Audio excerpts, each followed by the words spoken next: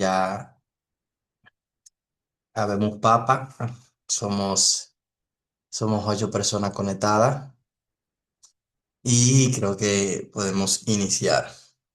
Iniciar, por aquí voy a abrir. Es importante esa lectura de link que le subía al school, que se la puedan copiar, se la puedan guardar. Yo la estoy perfeccionando, tengo unas semanas con eso, para que no le he dedicado mucho tiempo, porque quiero llegar a un punto, no es de que se la ponga fácil a los alumnos, sino que el alumno tenga que razonar y mirar el más mínimo detalle de un electrocardiograma, que no se le vaya a pasar nada por alto. Este Chelil, el objetivo no es que toda la vida cuando ustedes vayan a interpretar un electrocardiograma tengan que usarlo, sino que hagan las prácticas suficientes hasta que tengan que dejar de depender de él. Va a llegar un momento que ustedes ya no tendrán que leer un electrocardiograma paso a paso. Yo se lo digo por experiencia. Llegará un momento que ustedes solamente van a ver el electrocardiograma y van a saber el diagnóstico sin tener que analizarlo. Porque llega un momento que el problema es que ponerlo en práctica. Hay que leer, hay que practicar el electrocardiograma, porque si no lo ponemos en práctica, siempre vamos a estar con un checklist, viendo un electrocardiograma paso a paso. Pero si no vemos el electrocardiograma día a día, que eso no quita nada, eso no quita tiempo. Quita muy poco tiempo, ¿sabes? No tiene que dejarse el checklist todos los días completo, puede ser una parte de él. Es para que pueda haber distintos electrocardiogramas, que es lo que yo busco ahora, por lo menos subir 2 electros por semana a school.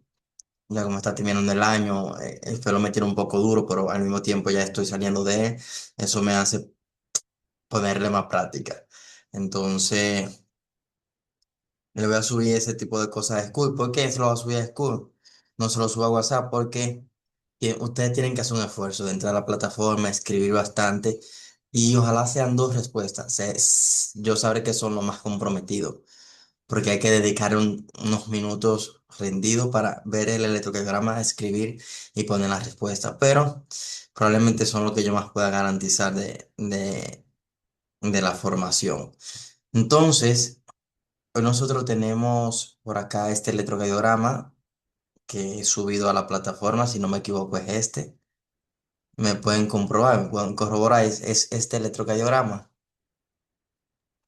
Sí, Sí, doctor. profe. Sí, Muy, profesor. muy bien, es este electrocardiograma. Y yo le subí a ustedes unas preguntas que le voy a ir haciendo a ustedes. Y la fácil tal vez la podemos pasar por alto, que es siempre verificar el electrocardiograma. Ustedes vieron todo que estaba bien estandarizado, me imagino, ¿cierto? Eso es correcto. Eso es correcto. Observamos abajo que está 25 milímetros por segundo de velocidad y está 10 milímetros Bien, por milivoltio el voltaje. es correcto. De acuerdo. Muy bien. Otra pregunta que hacía es si ustedes tenían presencia si ustedes creían que hay artefacto en este electrocardiograma. ¿Sí o no? ¿Qué dice Miguel? No, no, señor. ¿Qué dice Héctor? ¿Ves algún artefacto? No, ninguno. ¿Qué dice José? No, doctor, no observo artefactos. ¿Qué dice José Peraza? No, no, no observo ninguno. Andrés, Andrés, ¿qué dice? Yo para ver quién está activo aquí en la clase. Rubén, ¿qué dice? Tampoco, Doc. Stephanie, ¿qué dice mi amiga? Tampoco. No hay artefacto, muy bien.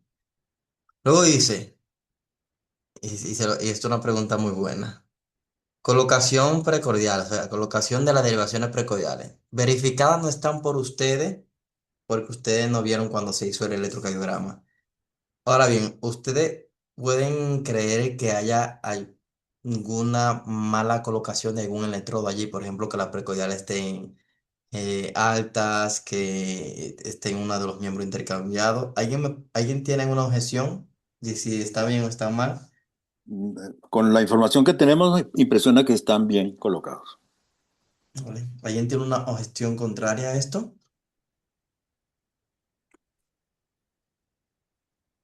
¿O alguien tiene alguna duda que quiere que el por qué yo le diga por qué están bien colocadas y no son altas? Le voy a dar un tip que no está aquí, pero para que lo tomen en cuenta para cuando vayan a dudar si le colocaron unas derivaciones, por ejemplo, V1 y V2. Ustedes saben que se pueden encontrar con personas que se la pongan en el segundo paciente costal. Y ustedes dirían, bueno, puede ser porque mira como yo veo onda prominente muy alta aquí en estas precordiales, muy alta y no es lo común. ¿Ustedes creen que deberían estar altas? ¿Deberían tener altas si estuvieran altas las precordiales? No, ese no es el comportamiento normal de un electro normal, Mm, pero hay casos de casos. Vale, hay caso de No, caso. no sería lo común, exacto, no sería lo No, común, pero vale, como dice el amigo, hay casos en los que se puede observar. claro. Pero ustedes saben que a veces nosotros hacemos derivaciones altas en los pacientes que sospechamos brugada para ver mejor el ST y esto. Pero una cosa siempre también ver la actividad auricular. Vean, la actividad auricular tiene un pequeño componente positivo y negativo. O sea, la onda P no cambia su morfología en V1. ¿De acuerdo? Entonces, esto es algo para ustedes saber que si se alejara muy, muy, muy alto, la onda P puede estar totalmente negativa. ¿De Ok, acuerdo? de acuerdo. Ok. Entonces, dice Michelle, que yo se lo borré a ustedes, creo, porque depende del electrocardiograma que se lo voy a poner. Lee dice si han comparado con un electrocardiograma previo. No. Entonces ahora nos vamos a la onda P. ¿Hay presencia de actividad auricular acá, sí o no?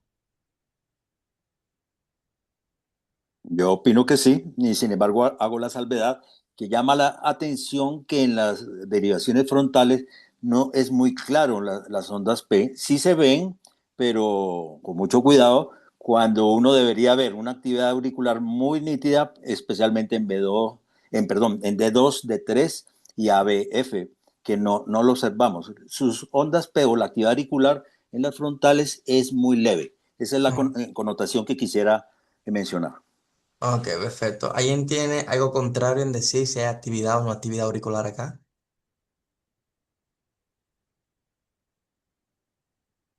Si no tienen nada contrario que decir, ¿algunos de ustedes creen que realmente estas son solamente eso, una sospecha? Esta actividad auricular que se ven aquí, ¿ustedes creen que puede ser de un ritmo sinusal? ¿Creen que puede ser de un flute auricular o de una fibrilación auricular?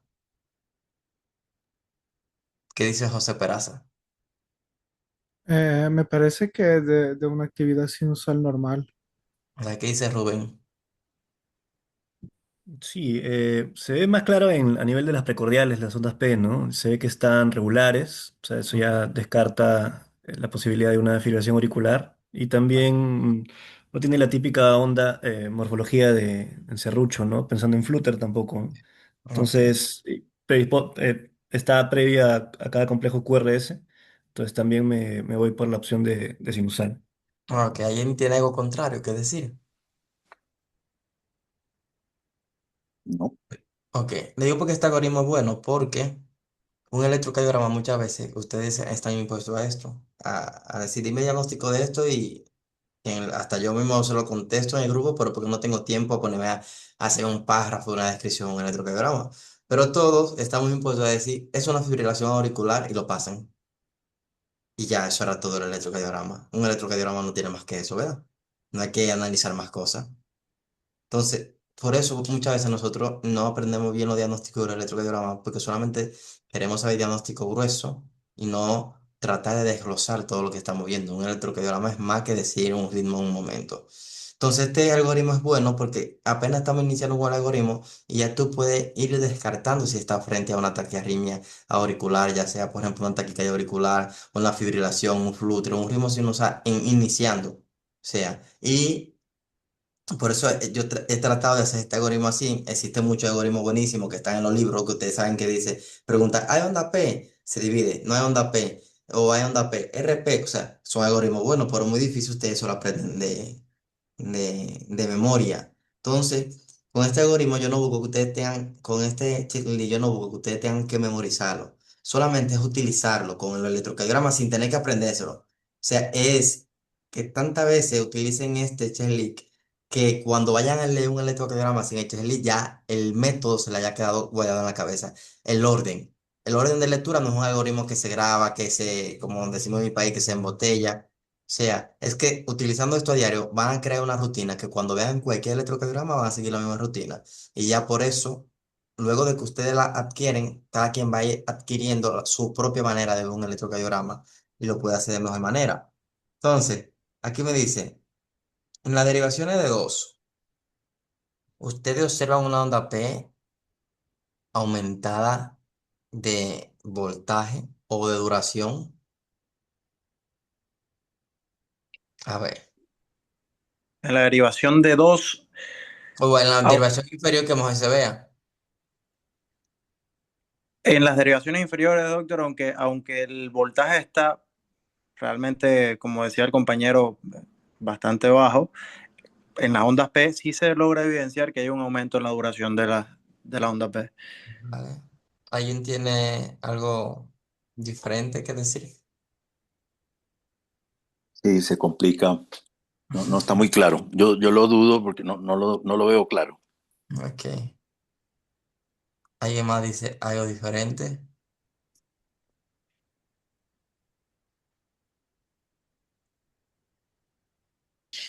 Yo veía esa onda P en su tamaño, la veía, perdóneme, en su duración la veía de una medida normal, pero sí me llamaba la atención por lo plana que se ve, ¿verdad? Ujú. Inclusive al comienzo traté de medir siempre los RR pensando en una fibrilación. Sí, y me costó convencerme de que no era una fibrilación, la verdad. Vale. Entonces, mira, para cuando tú tengas duda de si es fibrilación, porque te ve un poquito fibrilatoria, vete a otras derivaciones. Te vas, y en cualquier derivación del electrocardiograma que tu actividad auricular clara, como en este caso, que tú te vas a la precordial y mira V3, V4, V1 y tú ves onda P clara, no importa lo que diga en la cara frontal. ¿De acuerdo? Entonces, no es que una fibrilación auricular no pueda pasar un ritmo sinusal, pero se ve incluso acompañada de ese RR irregular y que luego se normaliza. Pero aquí, cuando tú ves la misma frecuencia y todo, y tiene duda, o sea, eso ya, por ejemplo, tú dices, ya no voy a tener duda. Cuando yo sospecho una arritmia y no me queda claro una derivación, me voy a otra derivación y lo miro. Entonces, miren que alguno le puede prestar duda a esto por la... Si ustedes quisieran medir la onda P de acá, porque ustedes notan como una pequeña onda acá, ¿no? Que se ve acá también. ¿Lo notan Sí, conmigo? Sí, correcto, doctor. correcto. Muy bien que lo noten porque le puede surgir duda a mucha gente y decir, uff, por ahí tú tendrías una onda P de más de 280 milisegundos. Esto es la onda U que va detrás de la onda T. No sé si alguno tenía duda que eso no era la onda U. Me generó al principio un poco de duda, doctor, pero al medir los PP Ujú. del plano horizontal y llevarlo al frontal, realmente ya salí de dudas completamente. Ok. Porque como usted dice en la clase, es más fácil verlos en el plano horizontal, Ujú. las ondas que en el plano frontal, y sin embargo, bueno, en este caso sí se observó. Vale. Una manera, un truquito que ustedes pueden utilizar, un truco que pueden utilizar para ver si la onda U realmente es una onda P o algo así, es ver siempre la relación entre la T y esa onda que le sigue a la T. ¿De acuerdo? Siempre en una derivación va a haber un margen donde el RR se amplía más y si es una onda P se va a separar. Ese intervalo de acoplamiento que existe entre la T y la U se separa y entonces sería una actividad auricular, pero siempre va a estar acoplado a la misma distancia de la onda T. Aquí, por ejemplo, deja más claro que esta onda no forma parte de la onda P, que es esta que está acá, que realmente es una onda P que está ampliada de duración. Tiene uno, 2, 3 cuadritos y medio. No sé si pueden ver conmigo que llega desde acá a acá, a la rayita gruesa. ¿Pueden verlo Sí, conmigo? sí, doctor. Ok, lo vamos a poner aquí. Llega desde acá a acá. ¿Lo pueden ver conmigo? Si tienen duda, por ejemplo, vamos de 3 y en D3 no se ve tan claro porque se solapa con esa actividad detrás de la onda U, esta o sea, detrás de la onda T. Y si me voy acá, la cara inferior, miren qué chévere aquí en la onda, en la VF, porque en la VF incluso tú no puedes tomar medida aquí porque se monta con la onda U. Pero llega un tiempo que se va a separar. Déjame ver si logro ver. Y es como desde acá, porque hace una parte positiva y una parte negativa. En este caso, es como desde acá a acá. la onda P. Aquí se les haría más difícil porque se aplana junto con la onda U, que es esta que está acá después de la onda T, y es un poco más complejo. Pero lo importante es ver en las derivaciones inferiores, en qué derivación por lo menos ustedes pueden verla mejor, cuando se separa un poquito más el R y R. Por ejemplo, aquí se ve que se aplana esto de la onda U y queda libre la onda P. Le deja un mejor margen como acá, de que no hay otra onda aquí que sea la onda P, que se continúe. Entonces, nosotros estamos claros que si está aumentada en duración, que incluso tiene una pequeña melladurita en el medio, no sé si la ven conmigo o alguien tiene duda, Sí, sí, doctor.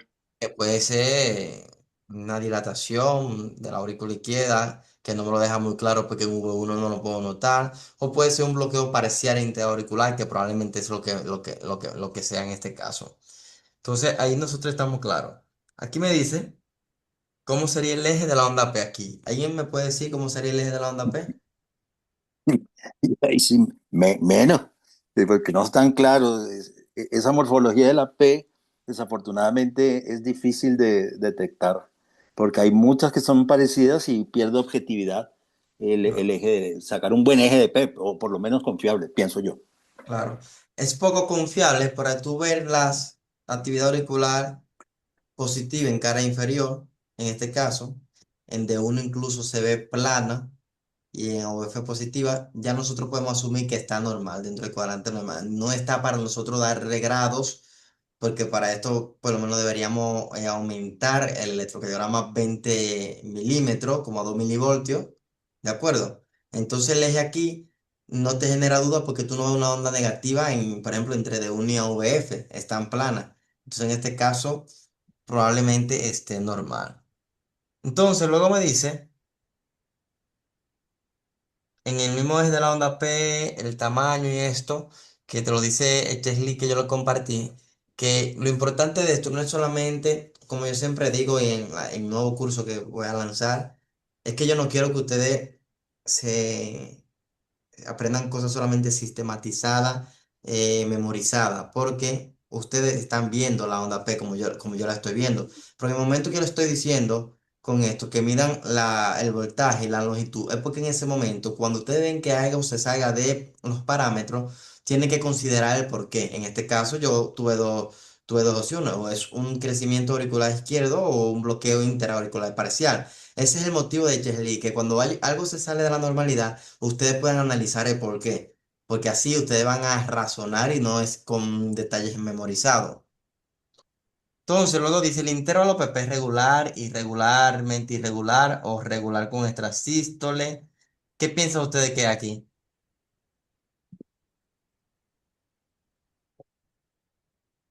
El intervalo Bueno, PP. yo Ajá, observé los intervalos PP regulares, doctor. ok. ¿Alguien tiene algo contrario que decir? No.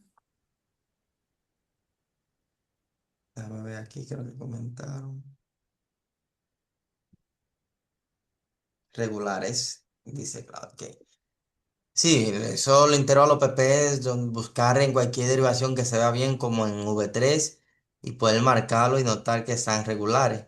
Puedes ver una pequeña variación incluso de 3, 4, 5 milímetros entre un PP y lo único que tienen que observar cuando vean esa variación ustedes es si cumple un patrón porque en un momento van a ver que se va a separar el PP y luego se junta. Entonces se separa y se junta, ya ustedes saben que eso es por el ciclo respiratorio.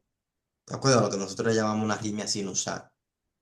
Una arritmia respiratoria, disculpen. Una arritmia respiratoria cuando, cuando tiene que ver con el ciclo respiratorio. A veces no es ustedes que están realizando el electrocardiograma del paciente, pero cuando ustedes en un electrocardiograma tengan duda que ese RR irregular o PP irregular puede ser respiratorio, traten de observar que siga un patrón, que aumente, se prolongue el PP, pero luego se vaya cortando y se prolongue y se acorte. Entonces, ustedes saben que hubo una intervención acá eh, de ese movimiento bamboleo respiratorio. Ok, estamos de acuerdo. Profesor, Ajá, puedo hacer una pregunta? ¿Puedo intervenir? sí, claro. Eh, la experiencia que uno ha visto, pareciera que ese fenómeno que usted está comentando es más frecuente en gente joven. gente de su primera o segunda década de la vida. Ujú. No es tan frecuente en gente adulta.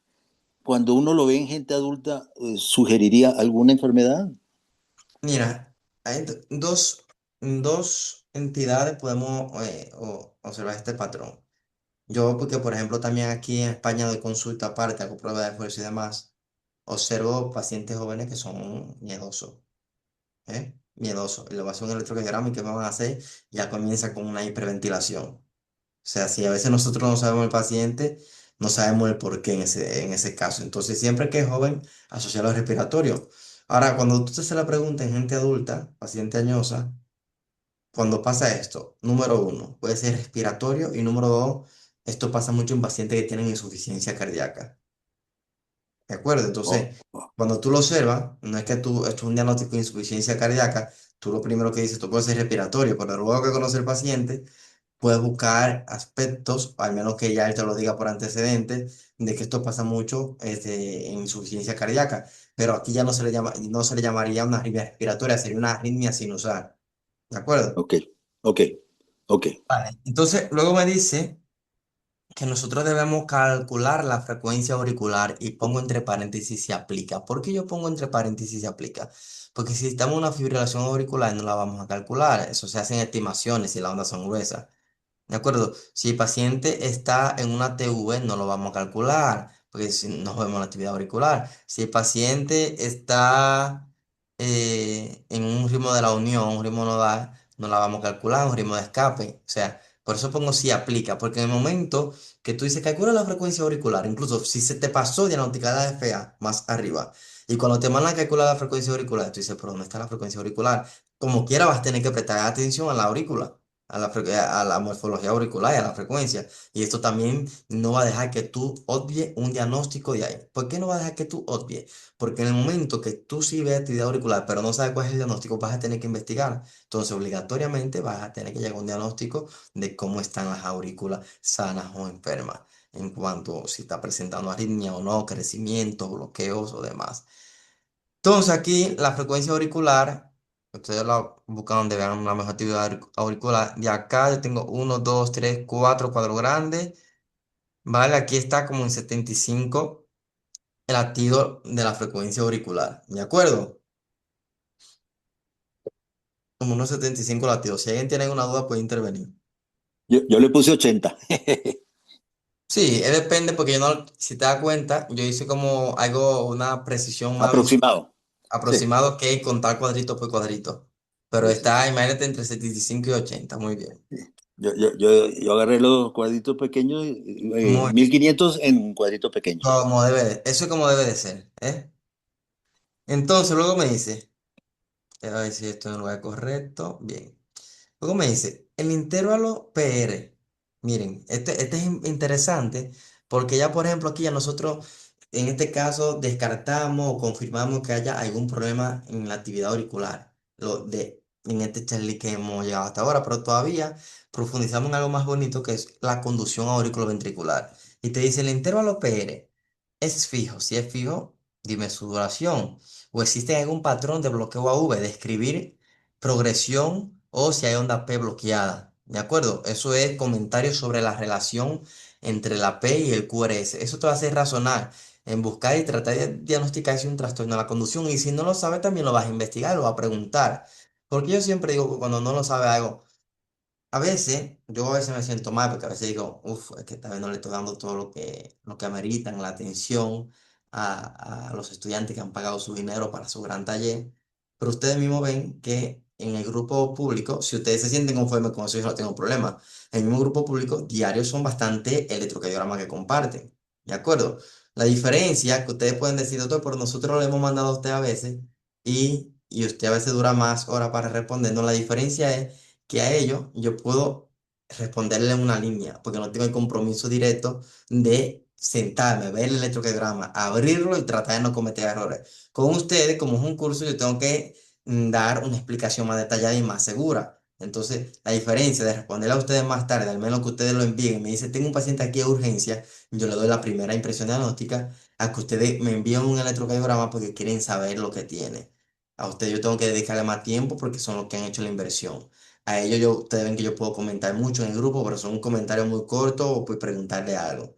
Entonces, por eso es importante que si ustedes tienen dudas de cualquier cosa, que a menos que pueda esperar una clase en vivo, yo no tengo problema en esperar, o quieren que se la responda por el grupo, o me la quieren hacer personal, yo con disponibilidad se lo hago.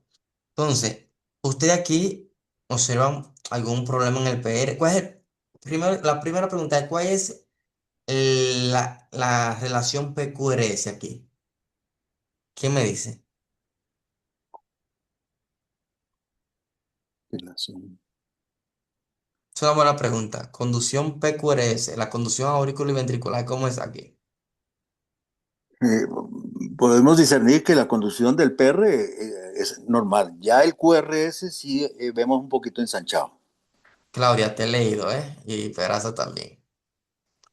Mire, esto es algo importante porque cuando nosotros hagamos al final del taller el evento de Holter, que no es algo de que, uff, súper formal como esto, es ustedes sentarse conmigo en la realidad a leer dos o tres Holter para que vean que realmente, ¿por qué no hay diferencia entre un electrocardiograma y un Holter? Porque es más sencillo leer un Holter con un electrocardiograma y lo único que luego tienen que saber es cómo reportarlo correctamente. Entonces, se van a sentar conmigo a leer Holter y con esto conlleva que ustedes, después que se hagan este curso, lean Holter, la mayoría puedan buscar hasta trabajo de técnico para leer Holter y esto a mí me pagaban por esto en Venezuela, incluso aquí en España me pagan por leer Holter. Eso no es que te pagan mucho, pero cuando tú aprendes a leerlo en 5 minutos tú haces lectura de Holter. Entonces, aquí, cuando hablo de relación auriculoventricular o PQRS, ustedes tienen que decir cuál es el patrón. Si ustedes me dicen aquí, todos los QRS están precedidos por una onda P, entonces la relación se llama 1-1, una aurícula por un ventrículo.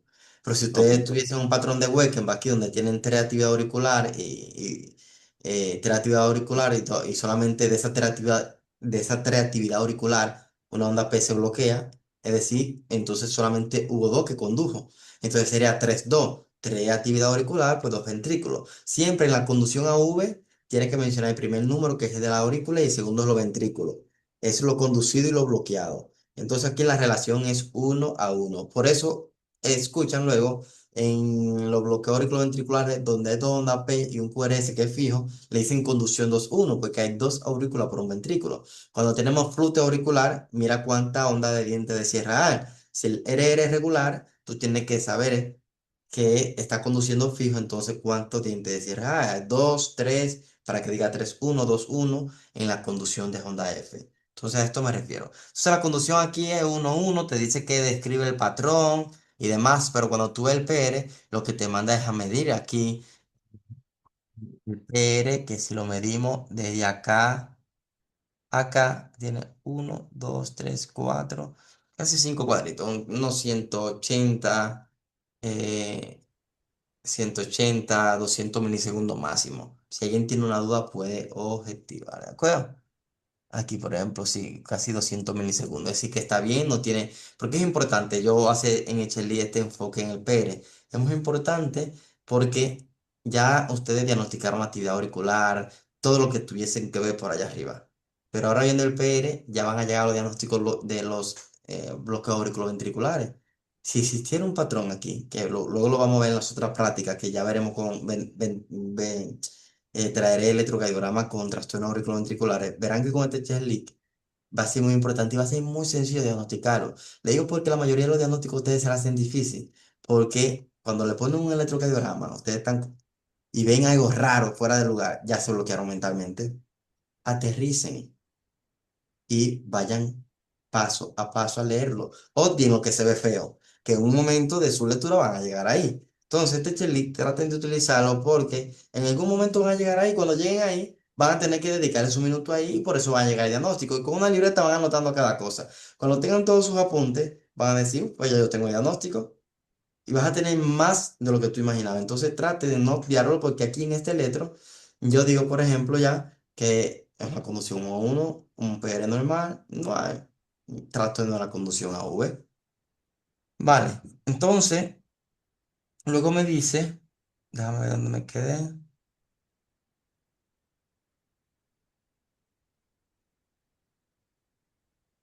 Déjame ver qué.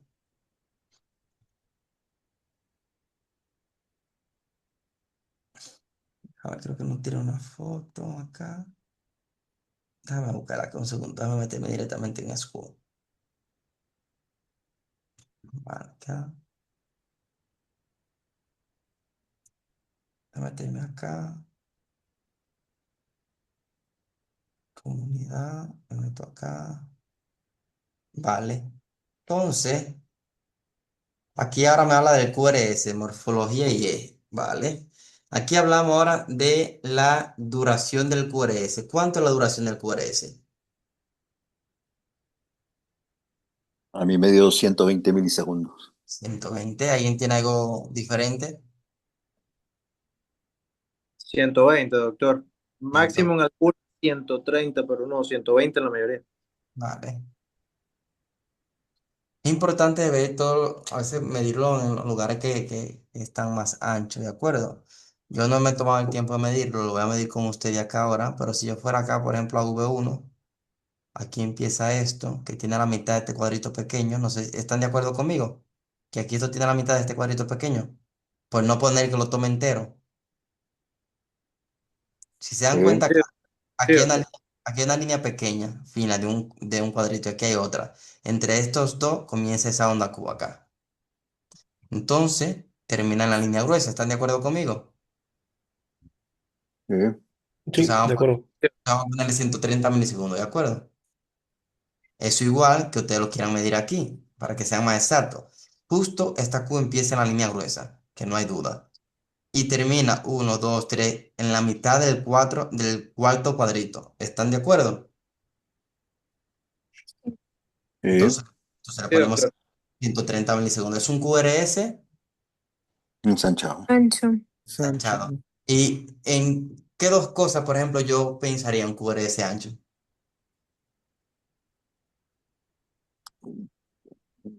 Cuando Lo tiene un primero, QRS ancho, ¿qué tú mirarías de una vez? lo Patrones de primero, bloqueo. Claro, bloqueo. Los tonos de bloqueo. conducción intraventricular. Sí, ver por qué está ancho. Entonces, es un bloqueo de rama derecha, un bloqueo de rama izquierda, es otra cosa. Pero lo importante de Chesley que cuando ustedes digan que es ancho, es el por qué está ancho. O sea, si me dijeran 110 milisegundos, probablemente nadie estuviese pensando qué morfología tiene. Pero como si se le sale de la normalidad que ustedes conocen ya, háganse la pregunta del por qué.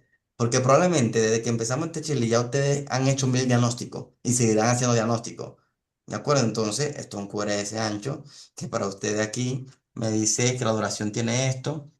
Vamos a ver cuál es el eje eléctrico, cuál es el eje acá. ¿Hacia qué cuadrante? Aunque no me digan lo grabo, ¿hacia qué cuadrante está?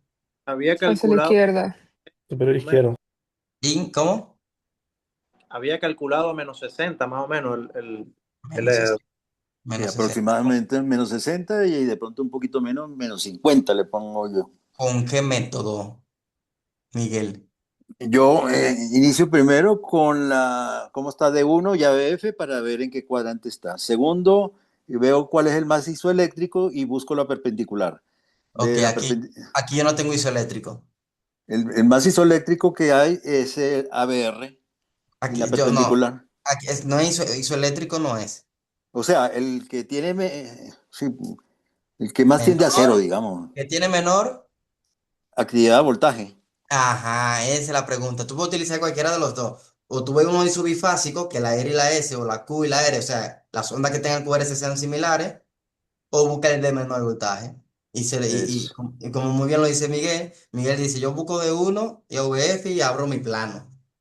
Y dice de uno está positivo hacia la izquierda y VF negativo hacia arriba está en el cuadrante izquierdo. Y dice, y probablemente dice, como VF es un poco más profunda que de uno, probablemente no está en -30, probablemente está mayor a -30. ¿De acuerdo? Que todavía está -30 normal. Pero dice, pero si quiero buscar otro método para saber cómo son los grados un poco más certero, digo, busco cuál es la isodifásica acá en las frontales y no hay que la Q y la R o la R y la S estén igual no lo vemos, entonces busco cuál es de menor amplitud y ahí dice, bueno, AVR es menor amplitud. ¿Y cuál es la perpendicular de AVR? de de 3. 3. De 13 la Pues, perpendicular. Recuerda cuando yo hablo de perpendicular es la que forma una cruz con su otra derivación. Y de 3 está, ¿me voy hacia abajo o hacia arriba? Hacia abajo, con la S más de alto voltaje. No, pero en el plano ¿me voy Ah, hacia abajo o hacia arriba? Hacia arriba. hacia arriba. ¿Por qué? Porque el polo de AB3 De 3 está está Porque d es negativo. de 3. porque D3 negativo hacia arriba, doctor. Por eso, como busco mi perpendicular, que es de 3 o sea, ya AVR para lo único que me sirvió acá fue para decir que era de menor voltaje, ya no me sirve para más nada. Ahora yo busco la perpendicular. Cuando llego a la perpendicular, lo único que yo me fijo en la polaridad. Si está positiva, me voy para el lado positivo del plano de Bailey. Si está negativa, me voy hacia arriba. ¿Y hacia qué, cuánto grado está de 3? Menos 60. Los A menos, 60. menos 60 grados. Entonces ya ustedes saben que el eje está ahí alrededor de menos 60 grados. Esto es más exacto. Entonces ya ustedes saben que cuando yo tengo un eje menos 60 grados, ¿qué debo sospechar que tengo con un eje menos 60 grados? Eje desviado hacia la izquierda. Eso me lo da mucha patología, hipertrofia ventriculares, bloqueos fasciculares. O sea, cuando ustedes ven que algo se sale de la normalidad, tienen que de una vez sospechar cuáles pueden ser las posibles causas, que hasta ahora no las vamos a buscar, pero ya nosotros buscamos el eje, que es lo que nos pide acá. Si alguien tiene alguna duda con el eje, puede intervenir, que yo se la aclaro. Aquí luego me dice describir morfológicamente el QRS en V1, V6, D1 y VL. Con esto, yo lo llevo a razonar. ¿Qué morfología tiene en V1 y V2? Doctorísimo, aunque se ve muy, en B1 se ve, tiene menos amplitud, en algunas se ve una R minúscula SR'. Mm, mm, no hay R, Patrón QR, ¿eh? un patrón QR. No existe, yo sé lo que te llama la duda, lo que te llama la duda es esto que existe aquí. A veces esto que hace acá. De No, acuerdo, pero trata de no, buscar los doctor, esa no me llama, no me trae igual, duda. En, en igual. uno de los QRS, en uno de los QRS de B1, Eso, creo que es este, el penúltimo, este. ese No, mismo. Ese es el no, que me trajo la no, duda, que sé que es aislado, pero me trajo dudas. no cuenta, no cuenta. Si, pues pequeña que sea una R, por ejemplo, tú mira, pues pequeña que sea una R, por lo menos debe tener 1 milímetro, que tú veas que se separa la onda de que sube y baja. ¿De acuerdo? Eso es como que yo diga que aquí hay una pequeña R y no lo hay. A ver si aquí hay una R pequeña, no, estos son muy visibles. Pero imagínate, por ejemplo, tú ves esta Q que tiene VL, A acá. ver. Esta Q que tiene VL es de muy baja amplitud. Es muy baja amplitud, pero se ve que es una Q. ¿Te das Pero- cuenta? sí, sí, doctor. Así debería, por ejemplo, estar la R aquí. La R por lo menos debería verse como se ve la P aquí, un poquito más clara. Es un patrón, una onda Q. Que tenga ese piquito y ese muñoncito no significa nada. Listo, doctor, listo. Esa era la duda que tenía porque realmente Muy bien. ¿cómo se llama? Me confundió por ahí, Vale. pisé la concha, como dicen. Vale. Y otra cosa, a veces tú puedes confirmar viendo V2. Muchas veces V2 te aclara. Como Sí, la de 2 hecho, está. en V2 veía la R. No la veía en V2, pero vi esa ahí, de verdad pisé la concha de man. Entonces, aquí tenemos un QR y en V5 y V6 tenemos ¿qué?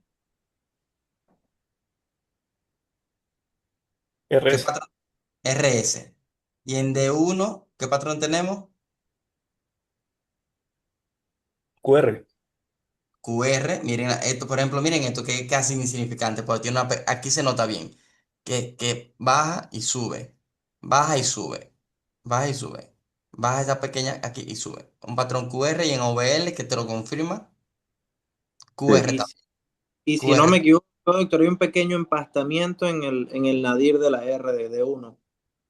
Nadir de la R. Un pequeño empastamiento, no sé Sí, si una lo estoy cosita viendo mal. insignificante aquí, algo ahí, que no llama tanto la atención. Entonces, eso es la morfología. Después de eso me pide el patrón de transición en precordial. ¿Cómo es el patrón? Yo pienso que no existe. Vale, Creo entonces sería un patrón como que esa zona de transición que estamos acostumbrados a ver en V2, V3, V4, no está. Sería entonces precoz. eso se llama, cuando tú ves que están todas positivas, entonces tú dices que es precoz. Porque Ok. como no existe el patrón que tú tienes, que la R va aumentando, Entonces, un precoz porque la R predomina desde V1. O sea, mientras que tú veas que la R predomine desde V2 y V1, se llama precoz. Y esto tiene una rotación como entonces, horaria o antihoraria. Horaria, si no, ya va.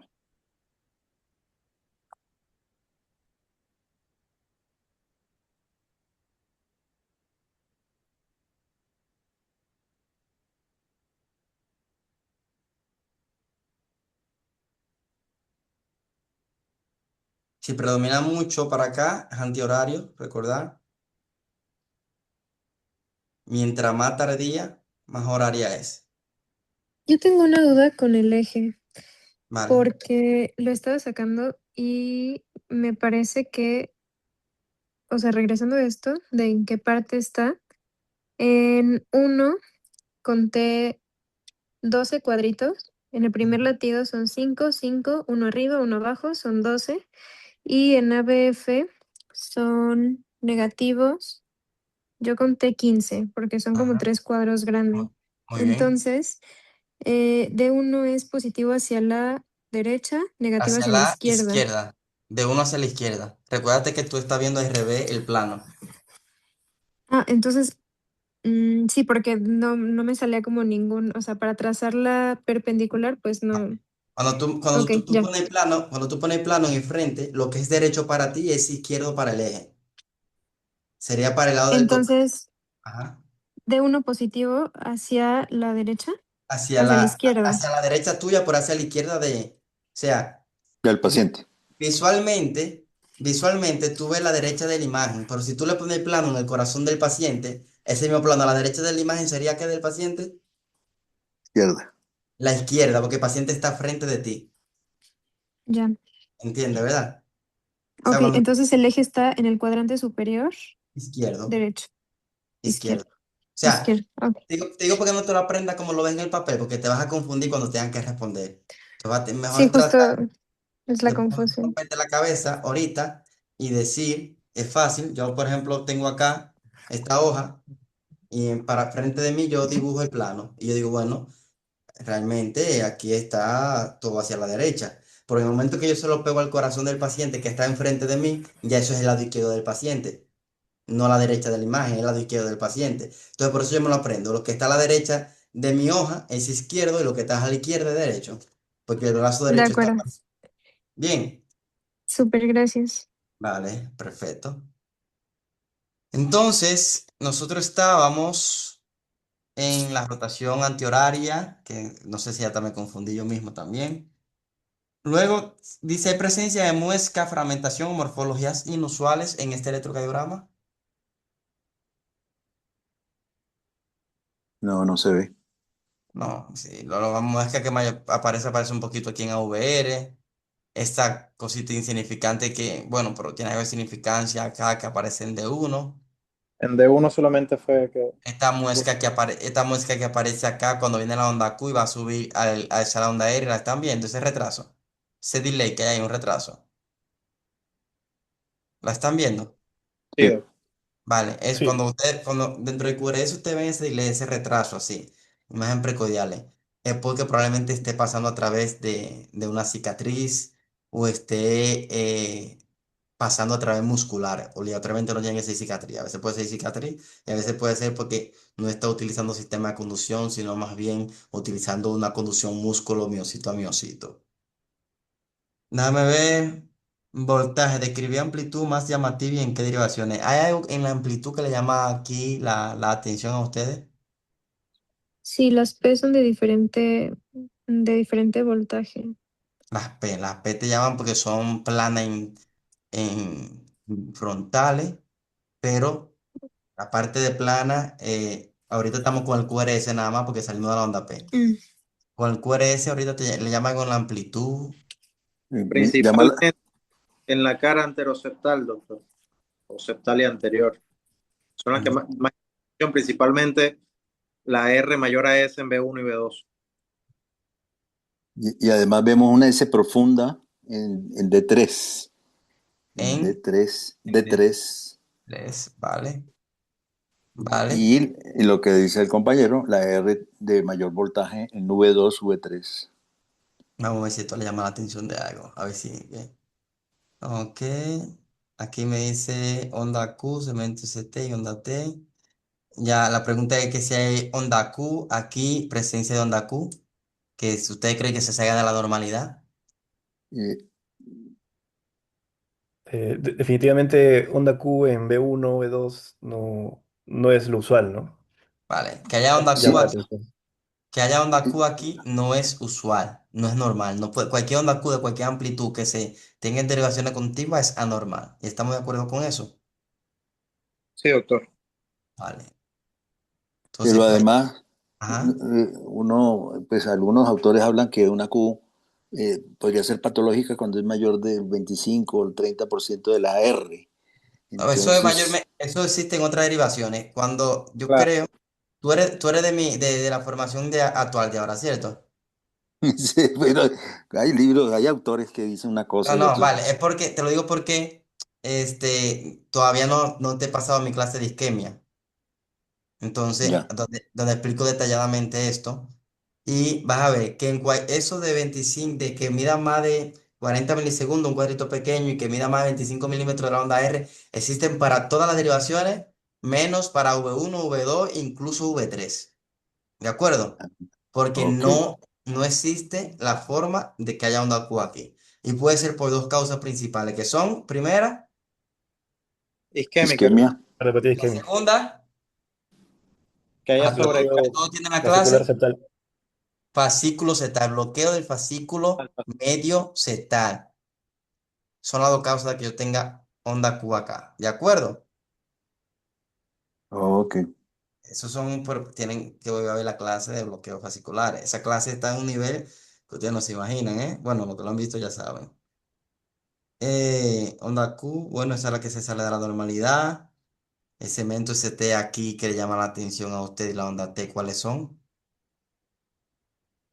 En las derivaciones precordiales. Las derivaciones precordiales en todas, mayormente, que la onda T está negativa, en algunas parece simétrica, asimétrica, y tiene un comportamiento inusual allí la onda T. De acuerdo que también tienen ustedes que buscarle causa a eso.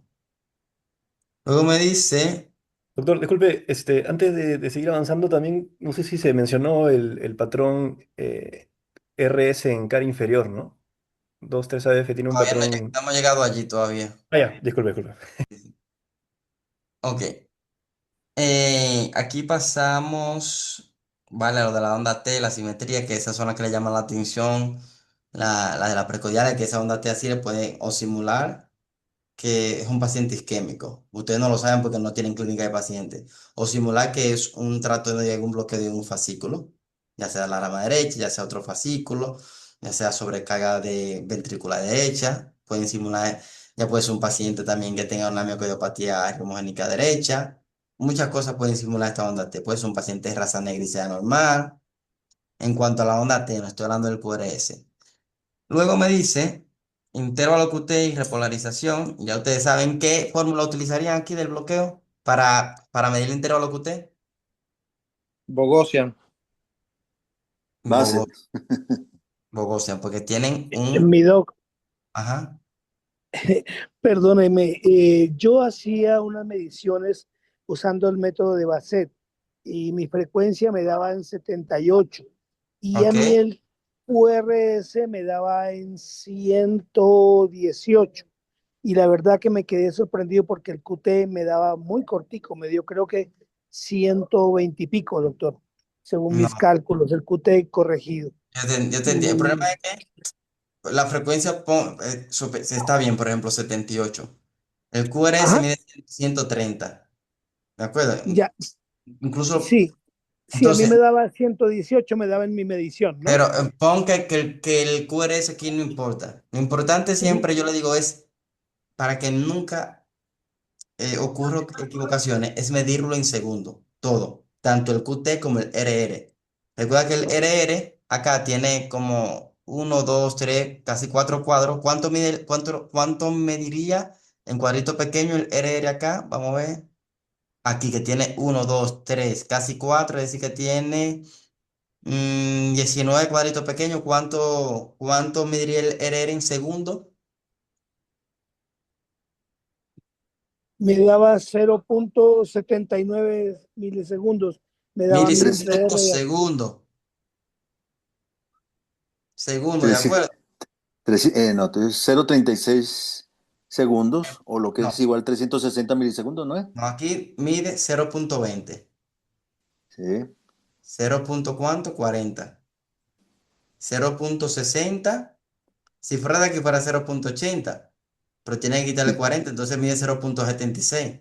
Eso, sí, sí, sí, correcto. 0,76 segundos es el primer valor siempre para calcular QT.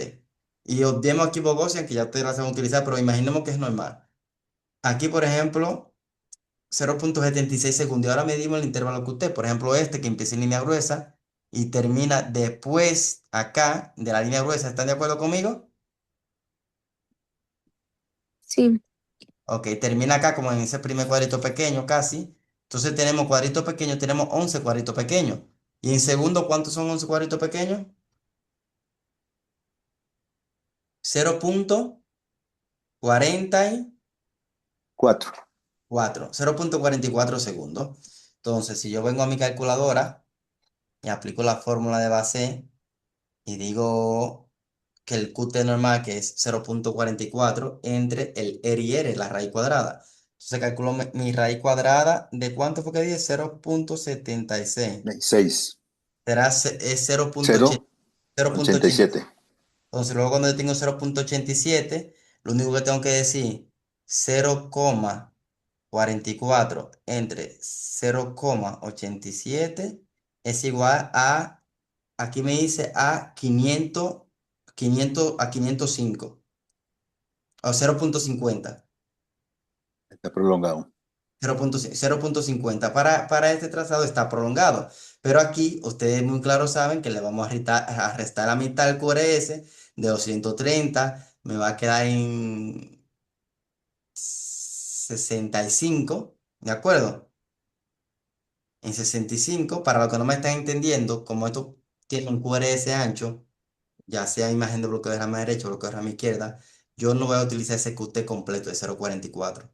Yo lo que a ese 0,44 le voy a restar del QT, a los 0,44 le voy a restar la mitad del QRS que son 65. Entonces diría que me queda en unos 375 más o menos. 0,37 segundos más o menos me queda y a eso le voy a aplicar, eso sería mi QT y a eso le aplicaría la fórmula de base. ¿De acuerdo? Que si diríamos, por ejemplo, a ver si me sale acá 0,3076 segundos, 0,37, ¿vale? 0,37 entre 0,87, 86, ¿cuánto era? Cero Creo que ochenta y siete. 0,87, ahora sí me da correcto, me da 0,400, 0,42. ¿Alguien se confundió con esto? Sin problema. Sí, yo sí no le entendí eso Ok. de si cuando el QRS está ensanchado, Eso es, reducirlo. por ejemplo, es la fórmula de Bogosian que está en la clase de QT corregido de mi taller, que tú, por ejemplo, cuando tienes un bloqueo de rama izquierda, esto realmente se hizo para bloqueo de rama izquierda, pero ya lo están aplicando incluso para bloqueo de rama derecha porque es un poquito también preciso. Lo que yo hago es que calculo mi R y R de base, y lo tengo allá, como lo hicimos ahora, 0,76 segundos. Luego digo, ¿cuánto mide mi intervalo QT? En mi QT aquí medía 0,44, hasta ahí tú no tienes duda.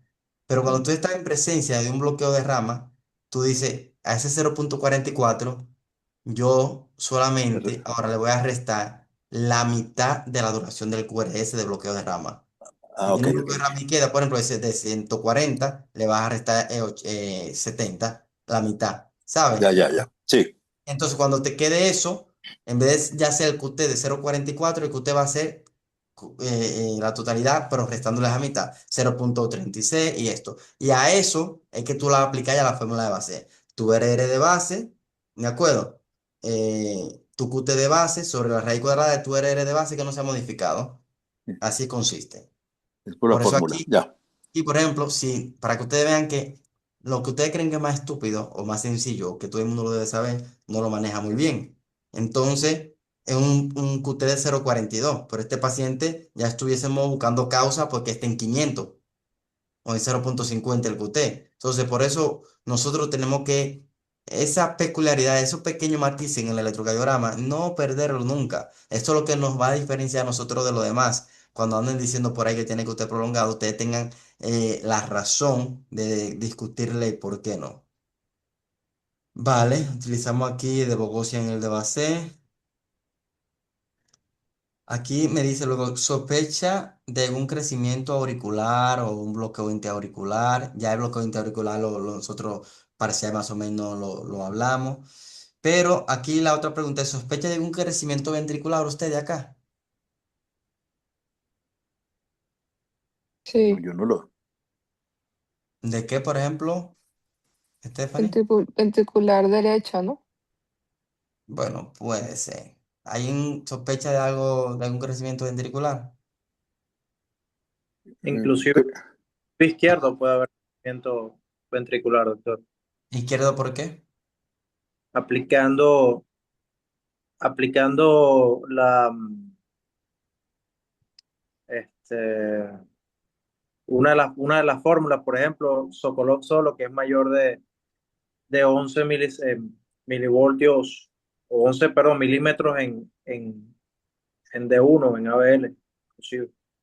No, ya ahí no se le llamaría Socolor, esos son detalles aislados que la AVL, la R mida más de 11, luego que la sumatoria que tú puedas aplicar entre D1 y D3, ¿de acuerdo? Otro criterio que ya no es muy utilizado, que te pueda dar sospecha de crecimiento ventricular izquierdo, incluso aquí que tú digas derecho, en V1 realmente la R no está tan alta, la S aquí, si tú la sumarías con D1 no pasaría de 11 milímetros entre V6 y D1, o tal vez aquí un poquito, alguna de V5, pero miren cómo alterna la amplitud de la onda S, que probablemente sea por el movimiento de la línea de base, que la pequeña es la que más predomina, entonces esta tiene aquí por ejemplo 6, aquí tenemos nosotros como 5, está muy justito, y no lo descartamos, pero tampoco tenemos la plena seguridad de que haya crecimiento ventricular derecho.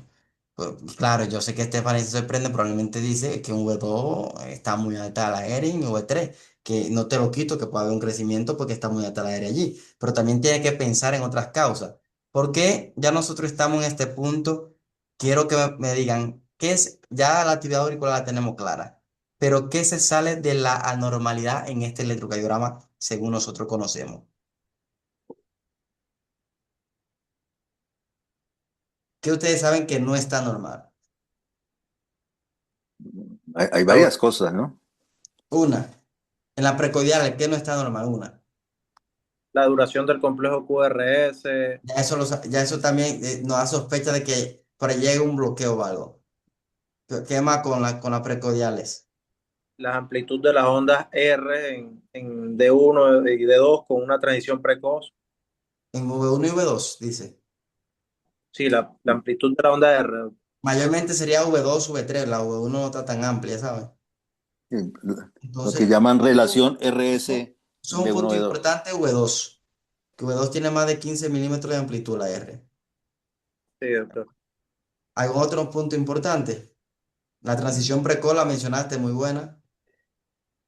Y pues obviamente la inversión de las ondas T, que en la mayoría es asimétrico en todo el plano precordial. Bien, que puede ser secundario como la repolarización al QRS positivo. Correcto. O a sobrecarga de presión, por ejemplo. Vale, ¿y qué más hay anormal en el QRS de la precordiales? La onda Q en B1, B2, B3. La onda Q, ¿cuáles pueden ser las causas de la onda Q? Que yo diga, Claro, cardiopatía isquémica o bloqueo fascicular septal medio, ¿no? medio, ¿vale? Entonces, un detalle importante aquí, para que ustedes vean que es una clase que dimos, pero es algo que tendrían que llegar al diagnóstico con HLI, porque en el momento que ustedes le preguntan sobre la duración del QRS, sobre la morfología del QRS, le hablan de onda Q, onda T. En el momento que le están haciendo una pregunta, ellos ustedes están viendo las anormalidades y anotándolas, para luego solamente tener que analizar que se sale de lo normal. Cuando algo se sale de lo normal, entonces es que ustedes se ponen a analizar. Ustedes dicen, bueno, realmente es difícil cuando yo tengo onda Q en precordiales, que puede pasar, los QRS estén tan amplios para sospechar en isquemia, que fue por un infarto. Bien, entonces un truco que yo le voy a dar aquí, que realmente se lo di en mi clase de bloqueos fasciculares, es que cuando yo tengo un patrón QR o onda R muy predominante en estas derivaciones anteriores, como aquí, que son muy predominantes, si en V2 la onda R mide más de 15 milímetros y yo tengo este patrón QR, sospecho un bloqueo de él, Fascículo medio. del fascículo medio. Eso está en la clase, ¿de acuerdo? Repito de nuevo, cuando yo tengo un patrón así, que se llama aumento de las fuerzas anteriores, cuando yo tengo un patrón así de R predominante en las derivaciones precordiales y es con un patrón QR y la R de V2 mide más de 15 milímetros, más que isquemia, si fuera más pequeña yo sospecharía un infarto previo, pero como mide más de 15 milímetros, sospecho es un bloqueo de fascículo medio. ¿De acuerdo? Aquí un bloqueo del fascículo anterior. Y usted preguntaría, ¿y cuál es la razón de la onda Q? ¿Alguien sabe decirme por qué la Q? Si no es una isquemia. Por los bucles, por lo... Una es por el bucle, ¿por qué? ¿Qué pasó? A ver si verá que han accedido a mi taller. Porque el vector septal o el primer vector septal no se está produciendo y por lo tanto básicamente ese no se genera la primera onda positiva en el B1 y B2, que Vale. sería Ustedes recuerdan que cuando yo le hablé de vectografía, la despolarización del septus dependía del fascículo medio, que iba de izquierda a derecha. ¿De correcto, acuerdo? doctor. De Ya arriba en a presencia abajo. de un infarto en el septum o de un bloqueo del fascículo septal, en este caso, yo pierdo eso, la depolarización del septum por el fascículo medio. Y ahora, quien tiene acceso más rápido de todo el mundo al septum es la parte más distal de la rama derecha.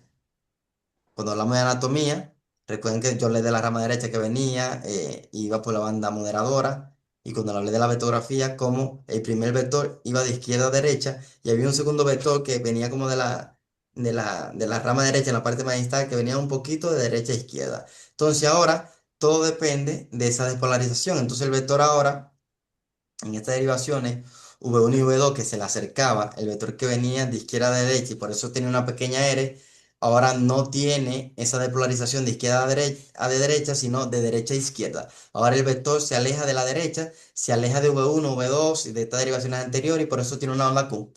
Entonces este caso es un QR, por eso entonces confirma también el bloqueo del fascículo medio, que también lo podemos tener en un infarto. Entonces, en esto estamos claros. Esto es algo, yo no le estoy exigiendo mucho, ya es una clase que le di. ¿De acuerdo? No tienen que tomar apunte de la clase entera, por lo menos de los criterios, porque ya la otra parte de la clase se trata de que ustedes comprendan y razonen. Bien, entonces yo salí de las precordiales y aquí en las frontales hay algo normal. Sí, el eje eléctrico. Ajá, ¿y cuál es la razón? Porque él está a la izquierda, si no tenemos bloqueo de rama izquierda. porque hay un patrón QR y RS que habla de un hemibloqueo de la subdivisión anterior de la Esa rama es izquierda. la clase que yo le di, la de los bloqueos fasciculares. Todavía estamos en clase de bloqueos fasciculares. Tengo un patrón de unión VL que es QR y RS en cara inferior. Y el eje está mayor a -30, mayor a -40, como yo también se lo mencioné en la clase, depende de la literatura. Aquí está en -60. Ya tiene todos los criterios para decir que un bloqueo del fascículo, ¿qué? Anterior. Anterior. Pero se Anterior. Y la Fascículo deflexión secoide también, doctor, que era otra. intrasicoide también, que tiene que, si tú mides por aquí, de acá a acá te va a medir más de 45. Entonces, es importante que ustedes traten de cada día analizar este checklist para que puedan llegar a un diagnóstico fácil siempre. Cuando algo se sale de lo normal, busquen la razón, porque luego, para este electrocardiograma, si ustedes lo hubiesen buscado así, con razón, una sola vez que tienen que hacerlo en la vida, una sola vez, porque en el otro momento que le llega un bloqueo de fascículo medio, ya no van a tener que calcular nada, porque ya lo conozco. Ustedes mismos se complican la vida. La electrocardiografía no es tan difícil. Este taller mío es complejo, es profundo y trata de ser muy detallado para que ustedes tengan todas las herramientas, pero no quiere decir que ustedes tienen que saberse 100%. Es comprenderlo, es verlo, anotar y ponerlo en práctica. ¿De acuerdo? Porque cuando ustedes tengan una duda, ustedes tienen una clase a que recurrir, que se lo va a exponer de la mejor manera. Entonces, esto es lo que yo tengo aquí. Aquí yo tengo un bloqueo bifascicular, el fascículo medio y también tengo el fascículo De la anterior subdivisión. de la subdivisión, o sea, la subdivisión anterior de la rama izquierda. ¿De acuerdo? Entonces, estamos bien. Y que pensó también en isquemia, no está mal, ¿de acuerdo? Porque nosotros no tenemos el paciente en el frente, porque un isquemia, un infarto, también me puede bloquear el fascículo medio. ¿No? Aquí lo que me da más para ese bloqueo del fascículo medio que un infarto, estas fuerzas anteriores dadas por el QRS no son tan prominentes en los infartos que bloquean el fascículo medio. Ya para finalizar, que no vamos a echarle completo, pero para que entiendan, este trazado lo pasaron por el grupo que es público. Y yo le dije que lo íbamos a ver ahora. Hizo un trazado en el cual también se llega al diagnóstico rápido con el mismo checklist. Cuando mira la calibración, que está correcta, la canalización, y te manda a analizar la actividad auricular. No tiene todas las derivaciones, pero tiene de uno, de dos y de tres, y por lo menos ve que son positivas. Pero te dicen que todavía no salga de la onda P, mira amplitud, mira duración, te dice, y luego te dice, por ejemplo, que mire el intervalo PP. Cuando te manda a buscar el intervalo PP, por ejemplo, hay onda P que ustedes no van a ver, pero tienen que buscar el intervalo PP, tienen que buscar la actividad auricular y solamente el detalle de hacerlo así lo va a llevar a ustedes a hacer ese descubrimiento, por ejemplo, a que ven esta onda P aquí y miran esa morfología del QRS, cómo termina, pero aquí, ¿hay onda P o no hay onda P? Sí. Sí, doctor. Ok, dame un segundito.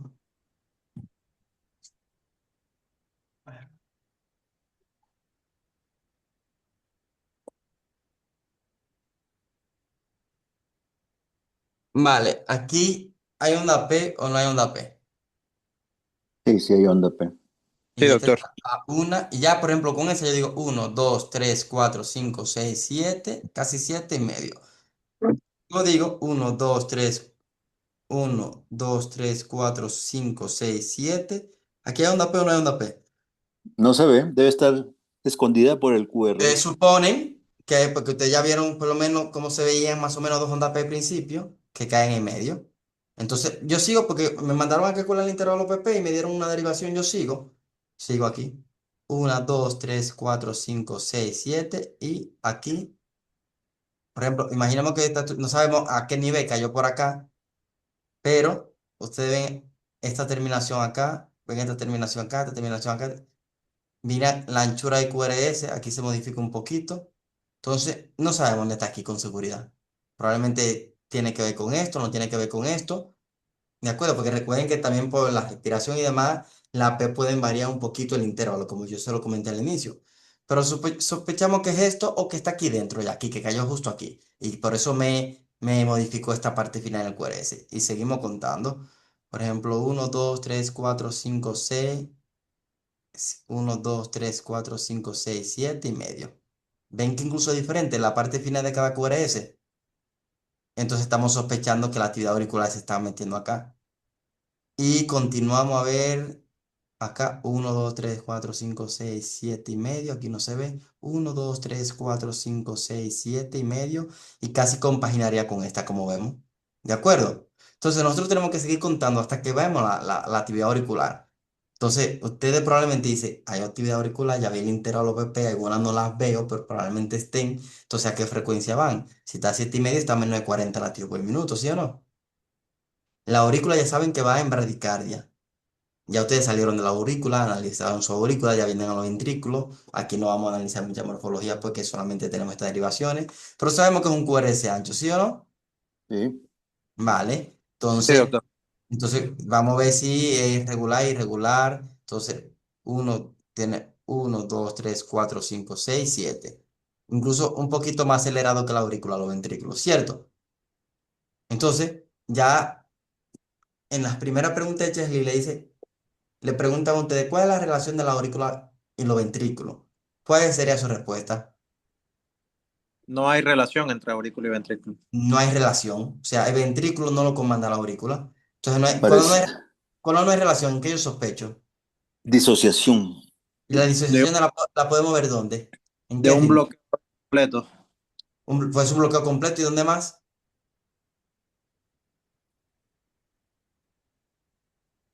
Eso lo dimos también en la clase de bloqueos. Faute, ¿En qué? la taquicardia ventricular. En taquicardia ventricular no lo hemos dado, pero también vemos disociación allí. Y en la disociación isoarrítmica, que la dimos en la clase, ¿eh? Sí, correcto.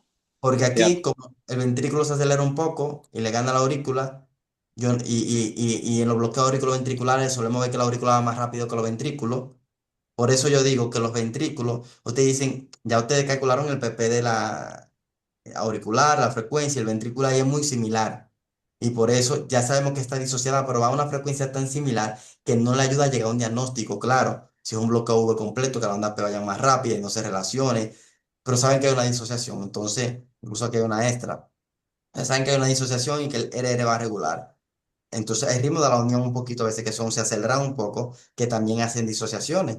Entonces, la disociación isoarrítmica, la causa pueden ser los bloqueos auriculoventriculares completos, o mayormente paciente dentro de una bradicardia sinusal, o el ritmo o un ritmo de la unión que le ganó la aurícula. ¿De acuerdo? Entonces, en este caso, la respuesta es que tú tienes una disociación iso, porque van a la misma frecuencia, isoarrítmica. Ya luego hay que buscar la causa. ¿De acuerdo? La causa tú le das una telemetría al paciente, le tratas de poner guatropina y esto para ver qué cavidad se acelera un poco, a ver si se regenera el ritmo o el paciente está cursando con un infarto, algún trastorno electrolítico y demás. Entonces, el diagnóstico siempre ustedes lo van a conseguir fácilmente si aplican el Checklist. Aunque se frustren al inicio, que ahora lo ven fácil porque todavía se lo estoy explicando, no es más que hay que hacerlo así. Los conocimientos hay que tenerlos, sí, hay que repasar, sí. Por ejemplo, hay un grupo con el que yo me he atrasado más, que muchas personas, como les dije al principio, me lo agradecen, porque incluso ellos dicen que si hubiésemos terminado en el tiempo pautado, no nos hubiese dado chance de ver los videos. No es porque no se puedan ver, sino porque a veces no se da la prioridad, a veces se retrasan, y esto, yo he cogido cursos y sé de qué se trata. Entonces, él trata de ver las clases, tomar los apuntes importantes y esto, o incluso ahorita cuando venga la clase de arritmia, yo espero que ustedes amen esa clase, como mucha gente me ha escrito en el privado y ha amado la clase de isquemia. ¿De acuerdo? Tienen que enamorarse de la clase para que la vean una vez y luego en esta práctica solamente sacarlo a la luz. Yo subiré otro electro y al grupo nuevo le subiré una clase mañana, la clase que continúa, no recuerdo cuál es ahora, si es isquemia o cuál es, y al grupo anterior que es de taquiarritmias supraventriculares, ya yo estoy terminando las últimas ediciones para esta semana, máximo el domingo por ahí, subirle esa clase, que esa sí es un poco extensa, pero no puedo resumirla porque no puedo dejar ningún detalle. Entonces agradezco No su la atención. resuma, doctor. No la resuma. Dele con todo. Vale. Entonces, por eso es que a veces me he extendido, o sea, incluso creo que la de supraventriculares tendré que dividirla en dos, porque, o sea, para mí todo es importante, todas las arritmias es importante, aplicar diagrama de escalera es importante, entonces lo van a entender por qué me he atrasado tanto con esa clase. Entonces, espero que la disfruten cuando se la suba. Gracias por acompañarme hasta acá, ustedes son una valiente, esta hora aquí conmigo.